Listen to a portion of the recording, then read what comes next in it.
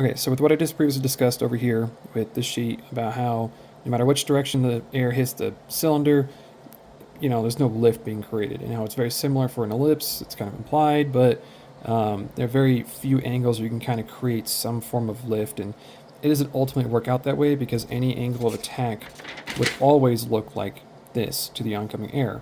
No matter how you turn it, based on the incoming airflow, it's always this kind of ellipse, right? That cross section, as you're looking down, creates that shape.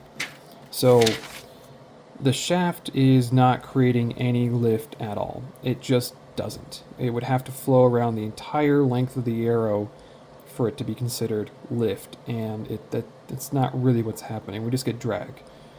So when we actually look at this and we want to add lift to this equation, and not just drag, we just get lift back here. We don't get lift anywhere else on the arrow. We've already, proved that a little bit of drag, as long as the center of gravity is in front of the midpoint of the arrow, your center of pressure is in the back and you get a stable-ish arrow.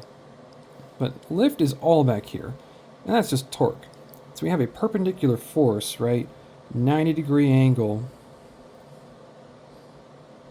to the shaft, at least it should be, it's 90 degrees to the airfoil, right? Or whatever shape is creating the lift. Then it just has all of this lever arm for torque, right? Because the lift is the perpendicular component. So we do get some drag from the vanes here, right? And that drag affects the cross-sectional area, which on a flat plate is not a lot. We already know that.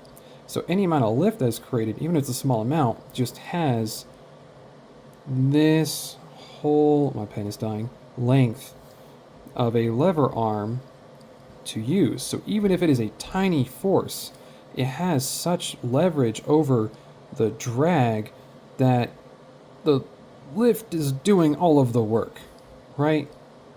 Like, it's not even a joke.